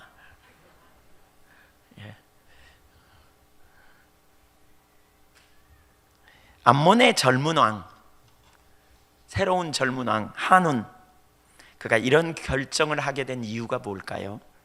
그는 권력을 의지했기 때문이 아닐까 싶어요. 한우는 이제 막 왕이 되었습니다. 막강한 권력을 가진 왕. 어쩌면 그는 자기의 권력을 과신했을 수도 있습니다. 우리는 자신의 힘을 의지하여 교만해서는 안 됩니다. 그는 왕이 아니었다고 왕을 차지하면서 권력을 가진 자로서 어쩌면 자신의 권력을 과신했을 수도 있다는 생각을 해봅니다. 여기 한운이라는 말은 고유명사예요. 한운이라고 하는 사람은 한 사람밖에 없어요. 근데 이 한운이라는 단어가 하난이라는 말에서 이렇게 나온 말이에요. 하난. 그러니까 이 말은 동사로 사용될 때 능동태로 사용되고 수동태로도 사용되는데, 수동태로 사용될 때는 무슨 의미가 있냐면 은혜를 받다, 은혜를 기다리다, 이런 말입니다. 그러니까 한운이라고 불릴 때마다 그 사람은 뭘 기억해요? 은혜를 기다리는 사람, 은혜가 필요한 사람, 은혜가 정말 필요한 사람, 이런 사람이에요. 근데 정말 은혜가 필요한 사람인데 은혜를 베풀려고 하니까 은혜를 차버려, 은혜를 거절해버리고 있어요 지금. 왜요? 뭐 때문에요? 교만해서요. 자기 힘을 의지해서요. 자기의 능력을 의지해서요. 은혜를 받아야 하는 인생임에도 불구하고 교만해서 은혜를 거절해버리는 거죠. 우리가 얼마나 은혜가 필요한 인생인가를 우리는 기억할 필요가 있어요. 정말 우리가 이 은혜가 필요한 인생임을 안다면 우리는 정말 겸손해야 돼요. 우리는 자신의 명철이나 돈이나 지위를 의지해서는 안 됩니다. 겸손해야 합니다. 우리의 의지해야 할 대상이 돈이나 명철이나 지위나 명예가 아니라 하나님입니다. 우리가 2주 전에 살펴봤지만 하나님은 우리에게 축복을 주시기를 원합니다. 물질을 주시기 원합니다. 하나님은 우리에게 자녀를 주시기 원합니다. 그러나 그것들이 우리의 주인 되거나 그것이 우리에게 최고의 가치, 만족이 되어서는 안 된다고 가르칩니다. 그건 의지의 대상이 아니죠. 한우는 교만했어요. 자기 의를 의지했던 바리새인들이 구원의 은혜로 오신 예수님을 받아들이지 못한 것도 정확하게 이것 때문에 그렇습니다. 바리새인들은 자기 의를 의지했기 때문입니다. 우리가 지난주에 살펴봤지만 하나님의 기준으로 자신을 보기보다는 상대적인 자기 기준, 율법의 의로는 흠이 없다고 여겼던, 모든 율법을 지키려고 노력했던 그 자기 기준을 가지고 그것을 잘 지켜내기 때문에 자기는 잘하고 있다고 생각하는 그 교만 때문에 하나님의 은혜를 베풀기에 오신, 구원의 놀라운 은총이 되신 예수 그리스도를 믿음으로 받아들이지 못한 것이죠. 우리가 그 은혜로 말미암아 믿음으로 구원에 이르지만 그들은 그 은혜를 이해하지 못한 것이죠. 겸손해야 우리는 이 은혜를 받을 수 있어요. 여러분, 여러분에게 은혜가 필요합니까? 여러분, 이 은혜가 필요한 인생임을 고백하십니까? 정말 필요하신가요? 예, 정말 필요하면 우리는 은혜를 받을 수 있을 것입니다. 제가 지난번에 영등포 양남교회라는 데를 집회를 갔다 왔어요. 근데 첫날 밤인가 두 번째 날 밤인지 기억이 안 나는데 어떤 분이 이렇게 그 교회 성도님이 아니었는데 와서 예배를 드렸대요. 허름한 옷을 입고. 그래서 누군지 몰랐어요. 근데 끝나고 나자마자 이분이 문 앞에 서가지고 이분 저분한테 구걸을 하기 시작하는 거예요. 밥을 못 먹었으니까 밥 주라고. 그랬더니 장로님 밥 좀 사 먹게 돈 좀 달라고. 그랬더니 장로님 중에 한 분이 가자고, 내가 밥 사주겠다고. 그 바로 옆에 그 교회 성도님이 식당을 하셔서, 그랬더니 안 가겠다고, 현금이 필요하다고, 내가 가서 사 먹을 테니까 돈 달라고 그러더래요. 그러니까 이렇게 저렇게 안 주다가 누가 5,000원을 줬어요. 5,000원인가 잘 기억이 안 나는데 하여튼 그만큼 줬어요. 그랬더니 그거 갖고 어떻게 사 먹냐고 또 다른 사람한테 막 손 벌리다가 담임 목사님이 나가니까 담임 목사님한테 잽싸게 와가지고 돈 달라고 이렇게. 예, 그래서 5,000원 받았는데 5,000원 돈 좀 더 주라고 이렇게 말하는. 그러니까 목사님 옆에 장로님이 있다가 이제 목사님한테 가니까 장로님이 밥 사준다 그러니까 가자니까 그런다고. 그러니까 안 간다고. 돈 달라고, 돈. 그럼 당신은 내가 보니까 배고파서 그런 사람이 아닌데 뭐 목사님이 그런 비슷한 투로 5,000원 그냥 가지고 가라고 그러니까 뭐 목사 뭐 막 막말을 해가면서 막 소리를 지르는 거예요. 막 소리를 지르. 그러니까 누가 이제 돈을 주더라고요. 10,000원인가 주니까 가면서 자기까지 가면서도 막 무슨 새끼 막 이러면서 막 악다구니를 쓰는 거예요. 막 저기서. 그분 배고팠어요? 안 고팠어요? 배가 고픈 사람이에요. 그분 전혀 배가 고픈 사람이 아니에요. 그래서 제가 주지 말아야 된다 그랬어요. 절대로 주지 말아야 된다. 배고프면요 식당에서 밥 사준다면 감지덕지죠. 살만하니까 그래요. 그러니까 그런 돈 받아가지고, 너무 죄송한 생각이지만 표현이지만, 가서 술 먹고 그럴 가능성이 아주 높지 않아요? 그냥 그거 가지고 가서 술 먹고 또 떨어지면 가서 교회에서 그렇게 와서 그렇게 하는, 우리가 가난 사람 당연히 도와야 되지만 그런 것 같아요. 우리가 진짜 은혜가 필요한 인생인가를 잘 볼 때 교만하면 생각이 많아요. 교만하면 자꾸 우리가 생각이 많아요. 그래서 뭐냐? 은혜를 받지 못해요. 마태복음 15장 21절에 보니까 두로와 시돈 지방으로 예수님께서 말씀을 전하러 나가시거든요. 그때 가나안 여자 하나가 그 지경에서 나와서 소리 지르면서 이렇게 말합니다. 다윗의 자손 예수여, 나를 불쌍히 여기소서. 내 딸이 흉악하게 귀신 들렸나이다. 예수께서 대답하여 이르시되, 나는 이스라엘 집에 잃어버린 양 외에는 다른 데로 보내심을 받지 않았다. 이 두로와 시돈, 여기는 외국이거든요. 이스라엘 지경이 아닌 외국에 나가서 복음을 전하러 이렇게 나갔을 때 가나안 여인이 도와달라고, 이렇게 그 이방 여인이 내 딸 귀신 들렸다고. 그러자 예수님께서 이렇게 말합니다. 자녀의 떡을 취하여 개들에게 던짐이 마땅하지 아니하니라. 26절에 보면. 근데 27절에 여자가 이르되 주여 올소이다마는 개들도 제 주인의 상에서 떨어지는 부스러기를 먹나이다. 여러분, 이 여인은 진짜 배고팠어요. 그래서 주인의 상에서 떨어지는 부스러기라도 얻어먹고자 하는 배고픔이 있었다니까요. 이 가나안 여인에게는 이런 배고픔이 있었어요. 이런 열망이 있었어요. 왜 오늘날 우리가 은혜를 못 받냐? 이런 배고픔이 없어서 그래요. 이런 갈망이 없어서 그래요. 얼마나 주님이 이 여인을 기뻐하셨을까, 이런 생각을 해봐요. 얼마나 주님께서 이 여인을 참 기쁘게 여기셨을까. 예. 얼마나 소중히 생각하셨을까. 그래서 여자여, 내 믿음이 크도다. 내 소원대로 되리라. 그때부터 즉시 그 딸이 치유받았어요. 우리가 은혜를 받지 못하는 이유가 여기 있어요. 기분 나빠서, 자존심이 상해서. 사실 아직 살만하니까, 아직 먹을만하니까, 먹고 살만하니까, 배가 부르니까 우리가 그렇게 절박하게 은혜를 구하는 자리로 가지 못하는 이유인 것 같아요. 붙들 만한 것들이 우리에게 있다면 때로 그것들 때문에 하나님께서 주시고자 하는 은혜를 우리가 놓치지 않는지, 은혜를 거절해버리지 않는지 우리 자신을 살펴봐야 합니다. 저는 또한 이 암몬의 젊은 왕 한온에게서 한 가지를 더 보기 원합니다. 이런 결정을 한 것은 어쩌면 신하들의 눈치를 보았기 때문일 수도 있습니다. 그는 왕이 된 지 얼마 안 됐습니다. 그는 당당한 신하들 앞에 있습니다. 그래서 어쩌면 주눅 들어서, 어쩌면 내가 그 말이 틀렸다고 말하면 떠밀려가서 어려움을 당할까 싶어서 그랬을 수도 있다는 생각이 들었습니다. 우리가 누구를 두려워할지 생각해 봐야 돼요. 왜 은혜를 거절하는가? 사람을 두려워하면 하나님의 은혜를 받지 못할 수 있어요. 사람을 두려워하지 않고 우리는 하나님을 경외하는 그러한 믿음의 종들이 되어야 되겠다 생각이 됩니다. 어쨌든 우리 모두에게는 겸손이 필요합니다. 우리 모두에게는 하나님의 큰 은혜가 필요합니다. 배우고자 하는 어린아이 같은 그런 겸손함이 저와 여러분의 삶 가운데 넘치게 되기를 간절히 소원합니다. 더 나아가 하나님의 말씀에 대해서도 사실 여기 보면 그렇더라고요. 살펴볼 게 많은데 시간이 없어서 사실 넘어가지만, 오늘날 우리 신앙에서도 마찬가지예요. 여러분, 오늘날 우리가 정말 배우려는 자세를 정말 가져야 됩니다. 우리가 안다고 생각하는 게 다 아는 게 아닐 수 있다는 거 아세요? 그러니까 예수님께서 예를 들면 그 바다를 건너가면서 제자들에게 배 위에서 이렇게 말하거든요. 바리새인의 누룩을 주의해라 그래요.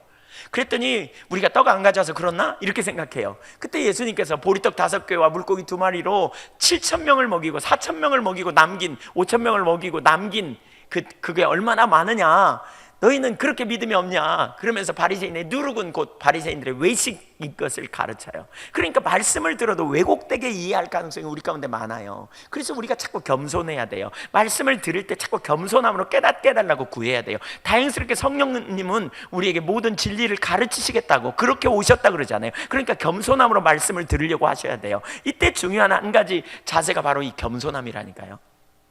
제가 여기저기 다니면서 말씀을 나눌 때 이런 걸 참 많이 봐요. 여러분 중에 어떤 분도 아직 여전히 그럴 수 있어요. 우리는 보통 하나님 안다는 말을 뭘로 생각해요? 그분에 관한 이론적인 지식 알면 하나님 안다고 생각해요. 근데 성경이 말하는 하나님 안다는 말은 이론적인 지식으로 아는 게 아니에요. 지식으로 아는 건 하나님 아는 게 아니라고요. 그분은 그분에 관한 이론적인 지식을 그냥 지식적으로 알 뿐이에요. 성경에서 안다는 말은 about God이 아니고 knowing God, 그분을 아는 거예요. 근데 많은 사람이 하나님 아는 지식을 지식으로 안다는 것을 그냥 이론으로 알면 안다고 오해하기 때문에, 착각하기 때문에 하나님을 아는 데서 자라가지 못해요. 그러니까 믿음의 삶이 안 되는 거죠. 이 시대의 심각한 문제는 하나님 모르는 데 있잖아요. 하나님 사랑하는 것도 마찬가지예요. 자기 나름대로 열심히 하면 하나님 사랑한다고 생각해. 성경이 말하는 하나님을 사랑하는 게 무슨 의미인지 오늘날 가리워져 있어요. 너무나 많은 경우에 그 단어가. 그래서 그 은어, 지금 그걸 살펴볼 수 없지만 단어 하나하나를 살펴보면 그 의미가 얼마나 깊은지. 근데 다 하나님 사랑한다고 생각해요. 문제는 하나님도 그렇게 생각할지 성경적으로 살펴봐야 된다는 거예요. 믿음도 마찬가지예요. 우리는 믿는 걸 뭐라고 생각하느냐? 기록된 말씀을 지적으로 동의하면 믿는다고 생각해요. 근데 성경이 말하는 참된 믿음은 절대로 그런 믿음이 아니에요. 기록된 말씀을 지식으로 동의하지만 그 이상이에요. 말씀하신 그분, 기록된 성경에 나타난 하나님을 성령의 조명으로 깨달아 인격체 되신 그분을 신뢰하는 게 참된 믿음이에요. 그리고 그 믿음에 능력이 있어요. 그래서 결국 우리는 자꾸 뭐 해야 되냐? 겸손함, 배우려는 자리로 가야 된다는 거예요. 할 수 있는 대로, 볼 수 있는 눈, 말하는 것, 있는 그대로 볼 수 있는 눈, 말하는 것을 그대로 들을 수 있는 귀, 그리고 진심을 진심 그대로 받아들일 수 있는 마음을 가진 사람은 복된 사람이에요. 사람의 말에 대해서도 그렇지만 한편으로 하나님 말씀에 대해서도 그래요. 있는 그대로 받아들일 수 있는 분별력. 우리가 너무나 잘못 오해하는 경우가 많아요. 성경이 말하는 하나님을 아는 것, 하나님을 사랑하는 것, 성경이 말하는 참된 믿음이 무엇인지에 대해서도 우리는 너무나 많이 왜곡된 이해를 가지고 있으면서도 자기는 다 알고 있다고 착각할 수 있다는 사실을 기억해야 돼요. 그래서 우리에게 영적인 분별력이 필요하고 겸손이 필요해요. 제가 많은 사람들과 대화하다 보면 자기식으로 다 나름대로 이해하고 알고 있다고 생각하는 경우가 얼마나 많은지 겸손한 자가 배워요. 그리고 성숙될 수 있어요. 겸손하게 서는 저와 여러분이 되기를 주님의 이름으로 소원합니다. 아멘. 두 번째, 오늘 10장 4절을 보겠습니다. 이에 하누니 다윗의 신하들을 잡아 그들의 수염 절반을 깎고 그들의 의복의 중동 볼기까지 자르고 돌려보내매. 당시 문화에서는 엄청난 수치스러운 일입니다. 유대인들은 율법에 의거하여 수염을 깎지 않았습니다. 근데 절반만을 딱 깎아버렸어요. 절반을 깎았다는 게 이렇게 잘랐다는 게 아니고 이렇게 절반을 깎았다는 거예요. 이렇게 절반. 한쪽은 수염 있고 한쪽은 없는. 얼마나 무서워요. 광대처럼. 이것은 정말 치욕적인 일입니다. 그뿐만이 아니라 유대인들은요, 하체를 드러내지 말라고 말하고 있거든요. 근데 그 당시에 그래서 그들은 긴 치마 같은 옷을 입었어요. 근데 어떻게 했느냐?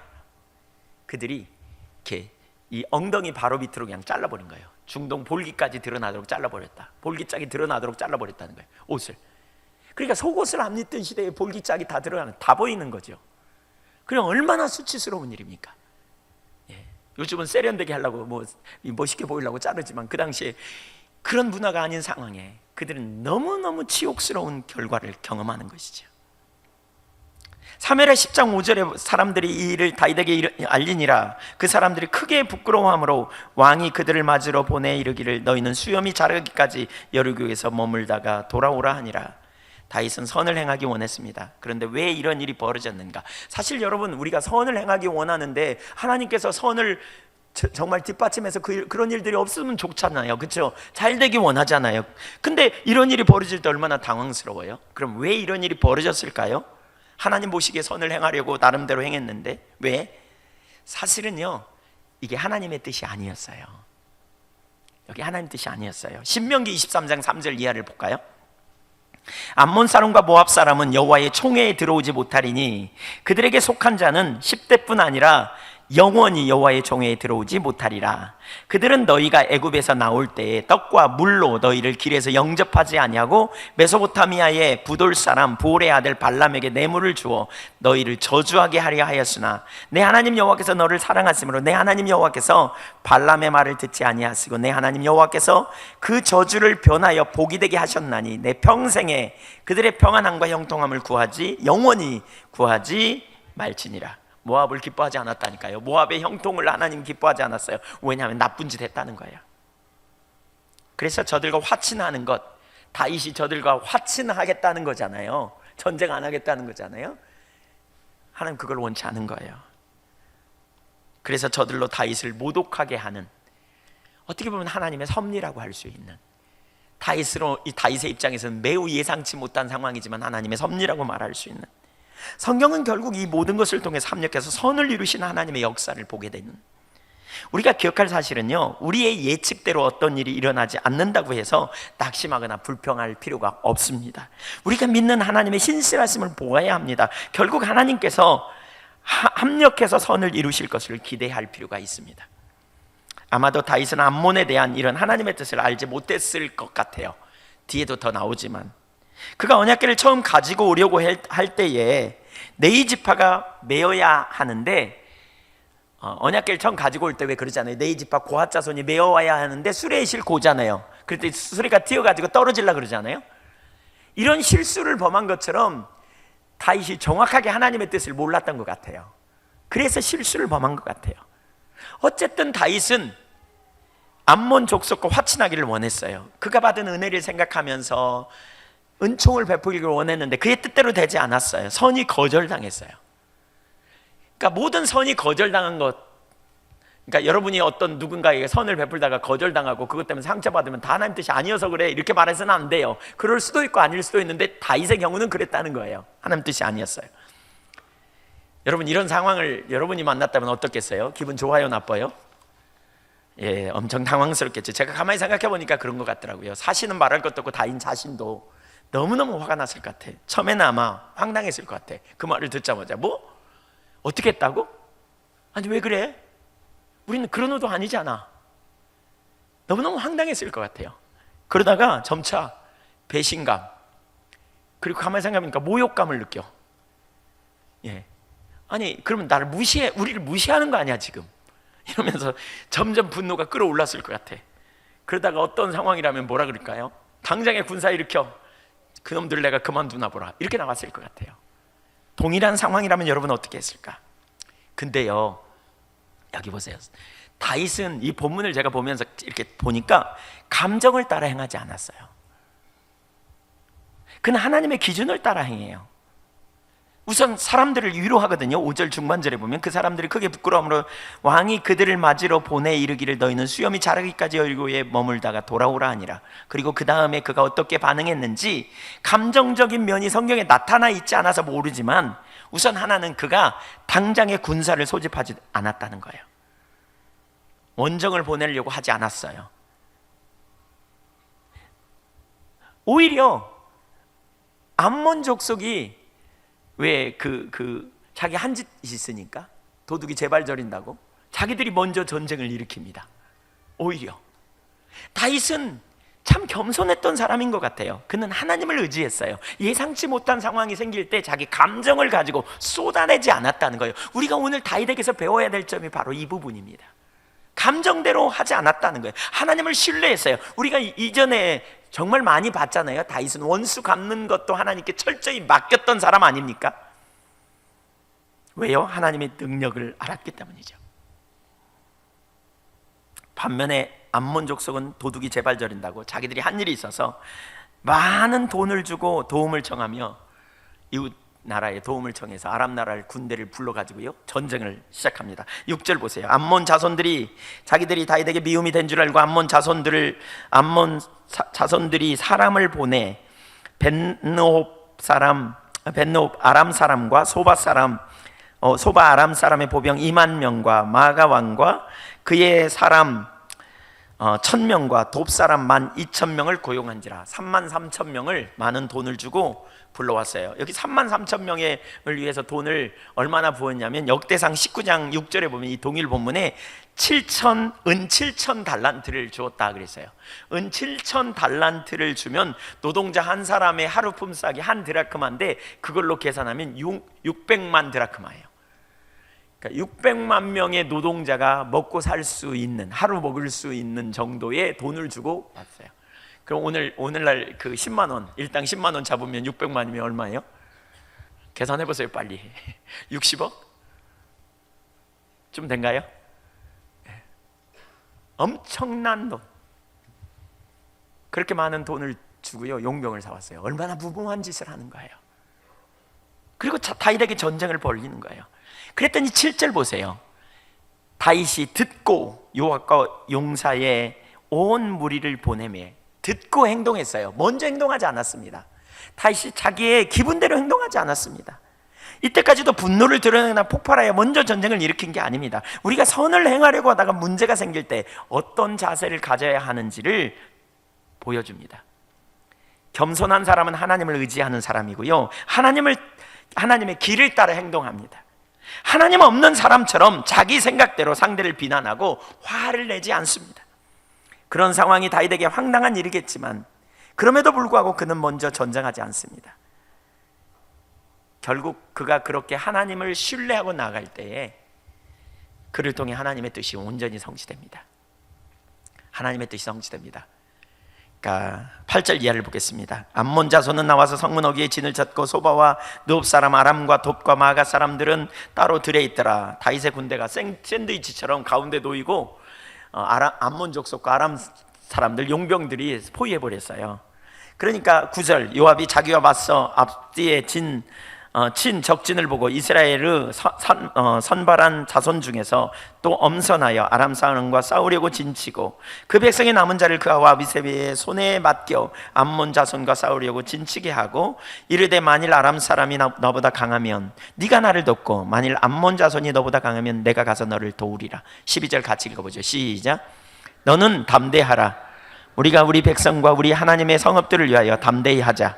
여호와께서 선히 여기시는 대로 행하시기를 원하노라. 자, 여기 보세요. 그들이 담대했어요. 그들이 담대했어요. 담대한 근거가 뭐냐? 하나님의 뜻에 기초하고 있어요. 우리는 보통 이런 전쟁에 나가면 어떻게 기도해요? 하나님 뜻대로 하시옵소서라고 기도합니까? 주여 도와주시옵소서 이렇게 기도합니까? 전자예요, 후자예요? 후자죠. 도와주시옵소서. 근데 지금 뭐라고 기도해요? 하나님 뜻대로 하시옵소서. 선한 뜻대로 이루어지기를 원합니다. 이건 뭘 알 수 있어요? 다윗이 철저히 하나님을 여기서 경외하고 있는 걸 볼 수 있어요. 하나님이 기뻐하시는 뜻대로예요. 하나님이 기뻐하시는 뜻대로. 그러니까 알지 못해서 그가 실수했을 수도 있어요. 그러나 결국 하나님의 뜻대로 되어지는 것을 그는 사모했다고 볼 수 있어요. 오직 하나님의 뜻대로 되기를 원하는 그 마음, 그렇기 때문에 그들이 담대할 수 있었던 이유가 바로 여기. 여러분, 우리가 담대할 수 있는 근거가 뭐냐? 하나님의 뜻이 이루어질 것이기 때문에 담대하다는 거예요. 이들이 우리가 담대하자. 왜? 하나님은 하나님의 뜻대로 이룰 거니까. 그러면서 뜻대로 되기를 기도하고 우리가 나아가자, 지금 이렇게 말하는 거예요. 얼마나 철저하게 하나님의 뜻을 신뢰하고 나아갔는지. 내 유익과 내 명예를 위해서 하나님을 돕는 자로 두지 않고 하나님의 뜻을 쫓아가기를 원하는 마음. 다윗이 적당히 화친을 맺어서 위기를 모면해 보려고 인본주의적인 생각, 하나님 뜻을 알고도 인본주의적인 생각으로 했다면 이렇게 기도할 수 있었겠는가? 불가능해요. 절대로요. 이렇게 하나님을 의지하고 나갈 때 놀라운 승리를 경험하는, 그래서 놀라운 승리를 경험해요. 13절 14절에 보니까 전쟁도 하지 않고 승리하는 역사들을 보게 됩니다. 전쟁도 하지 않고. 그런데 그 위에 또 아람 나라 군대가 또 쳐들어오거든요. 그 이후에 예측하지 못한. 그러니까 왜냐? 이스라엘 앞에서 패하였음을 보고 그들이 모여요. 그러니까 암몬 족속이 도망가 버려요. 이렇게 강한 용사로 나가니까, 하나님의 뜻대로 되리라 그러고는 나가니까 암몬 군대가 다 도망가 버리지. 그러니까 아람 군대가 도망가지, 용병들이 도망가지, 암몬 족속들이 다 도망가 버려요. 13절 14절에 그게 나와요. 그러니까 15절에서 아람 사람, 특별히 그 하다데셀, 소바왕 하다데셀이, 이건 이제 8장에도 나오지 않아요? 군대를 이끌고 나와요. 그리고 뭐라고요? 자존심 싸움 하는 거예요. 거기 8장에 보면 그들이 자존심 싸움 하는 걸 볼 수 있어요. 근데 어떻게 되냐? 이 사건을 통해 이스라엘 백성들이 대승을 거둡니다. 그리고 다시는 그들이 암몬 족속을 돕지 못하고 이스라엘 편에 서 가지고 오히려 이스라엘 돕는 자리에 서게 됩니다.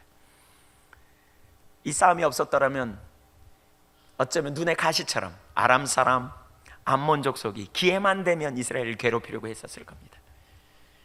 그러나 이 싸움을 통해서 합력해서 선을 이루신 하나님께서 그들에게 놀라운 승리를 주셨던 것을 볼 수 있어요. 사무엘하 7장 11절에 보면 이런 표현이 있잖아요. 전에 내가 사사에게 명령하여 내 백성 이스라엘을 다스리는 때와 같이 아니하게 하고 너를 모든 원수에게서 벗어나 편히 쉬게 하리라. 그 하나님의 약속이 성취되는 거죠. 여러분, 우리에게 일어나는 모든 사건은 우리에겐 다 이해할 수 없을지라도 하나님은 합력해서 선을 이루시는 분이심을 기억하셔야 돼요. 아멘. 그 하나님을 신뢰하세요. 그래서 우리가 할 수 있는 일은 뭐냐? 때때로 내가 하나님 뜻이 아닌지도 모르고 그냥 갔다면 우리는 그 상황에서도 원수가 풀려고 내가 감정 내고 막 분을 내고 막 가서 후욕하고 이럴 게 아니에요. 우리는 하나님을 신뢰하고 하나님을 찬양하고 하나님 뜻대로 겸손히 서면, 그러다가 어떤 데는 전쟁이 일어나고 예기치 못한 상황이 터지면 그 상황까지도 하나님께서 합력해서 선을 이룰 것이다, 하나님 뜻대로 이루시옵소서, 이렇게 겸손히 나아가면 하나님께서 마침내 들어 승리하게 하실 거라는 거예요. 어떤 일이 예측대로 되지 않습니까? 특별히 여러분이 잘해주려고 하다가 황당한 일을 경험했습니까? 그것이 하나님의 뜻이 아닐 수도 있습니다. 어쨌든 그 순간에 하나님 앞에 겸손하게 서십시오. 감정을 따라가지 마십시오. 합력하여 선을 이루시는 하나님을 의지하십시다. 스스로 원수가 앞으로 하지 마십시다. 주님께 맡기십시다. 불평하지 말고 축복하고 주님의 길로 행해 보시자고요. 합력해서 선을 이루시는 하나님께서 능히 이기게 하실 것입니다. 이것이 하나님을 경외하는 자의 삶입니다. 저와 여러분이 그 삶으로 놀라운 승리를 누릴 수 있기를 간절히 소원합니다. 오늘 사무엘하 10장을 통해서 4가지 교훈을 우리는 살폈습니다. 하나는 은혜 받은 자로 살자는 것입니다. 우리가 얼마나 큰 은혜를 받은 자인가. 그래서 은혜를 실현하며 살자는 겁니다. 은혜를 헛되이 여기지 말고 은혜 받은 자로서 우리가 감사하고, 은혜 받은 자로서 우리가 섬기고, 은혜 받은 자로서 참고 말이죠. 은혜 받은 자로서 나누고 말이죠. 가정에서 남편이 아내를, 아내가 남편을 잘 못 받아주겠습니까? 여러분이 큰 은혜를 받았다면 사랑으로 섬기자고요. 섬겨보시자고요. 가족들을, 이웃을 은혜 받은 자로 사십시다. 은혜를 헛되이 여기지 마십시다. 우리가 얼마나 큰 은혜를 받았는가를 기억하고 그렇게 가보시자고요. 또 두 번째는 오해하지 않기 위해 겸손하십시다. 오해하지 않기 위해, 우리가 오해할 수 있는 사람이다, 항상 이런 걸 인식하고 우리가 겸손히 동역자를 두고 동역자의 말에 귀를 기울이고 지체가 되어서 함께 삶을 나누고 고백하고 동역하며 삶을 나눌 때 깊이 있는 말씀의 뿌리를 듣고 서로 근본적으로 정직하게 대면하는 자리에 가는 것이죠. 세 번째는 자기 힘을 의지하지 말자는 거예요. 우리에게 엄청난 은혜를 주시려고 하나님께서 오실 때 때로는 가나안 여인처럼 이렇게 어려움을 당할 수도 있고 자존심이 상할 수도 있어요. 테스트하실 수도 있어요. 정말 배고픈가? 여러분 정말 배고픕니까? 뭘 의지하기 때문에 여러분 배부른지 생각해보고, 정말 나에게는 주님의 은혜가 필요한지, 그러면 겸손하게 내가 붙드는 거 다 내리고, 젊은이는 젊음을 내리고, 능력이 있다면 능력을 내리고, 여러분이 학식이 있다면 학식을 내리고, 권력이 있다면 권력을 내리고, 별로 내놓을 것도 없지만 스스로 생각하는 내놓을 만한 것이라고 여겨지는 것들 다 내리고 하나님의 은혜를 겸손히 구하며 가보시자고요. 예, 우리는 부분적으로 알고 부분적으로 여기는 생각하는 자들이라고 인식하자고요. 마지막 네 번째로 불평하지 말자고요. 뜻대로 되지 않을 때 감사하자고요. 이해할 수 없는 상황일 때도 감사하고 가보자고요. 주님께서 능히 이기게 하시고 능히 승리케 하심으로 저와 여러분이 이 땅에서 승리하는 믿음의 종들이 될 줄로 믿습니다. 기억하십시오. 다윗도 억울함을 경험했습니다. 우리는 억울함을 경험하지 않을 거라고 생각합니까? 예수님도 억울함을 경험했습니다. 예수님은 저들을 구원하러 왔지만 그들은 예수님을 핍박하고 결국 십자가에 못 박아버렸습니다. 하물며 그의 종된, 그의 제자된 우리야 말할 바 있겠습니까? 저와 여러분에게도 그런 일이 있을 것입니다. 저와 여러분에게도 그런 일들이 일어납니다. 우리가 주님의 뜻대로 살려고 하면 오해도 많이 일어나고 어려움도 많이 경험합니다. 착한 일 하려고 하는데 그러한 오해도 많이 받을 거라고 예측이 될 수 있습니다. 어쩌면 수염이 반쪽이 쫓기는, 반쪽이 잘리는, 어쩌면 정말 우리 하체가 드러나는 그런 수치를 경험할 수도 있을지 모르겠습니다. 그러나 기억하십시오. 하나님의 기준대로 하십시다. 서십시다. 하나님이 저와 여러분에게 변호자가 되셔서 능히 승리케 해주실 줄로 믿습니다. 그런 경험을 선택하면 믿음이 자랍니다. 인격적으로 성숙됩니다. 여러분이 어쩌면 오늘 그 자리에 지금 그러한 상황에 있는 분이 있을 줄 모릅니다. 그렇다면 오늘 여러분은 큰 축복을 경험할 수 있는 기회의 자리입니다. 여러분은 오늘 큰 그러한 영적으로 성숙될 수 있는 시기입니다. 지금 여러분이 그게 생각나면 선택하십시오. 믿음으로 하나님께 그렇게 선택하십시오. 내가 그렇게 가겠노라고. 기도하겠습니다.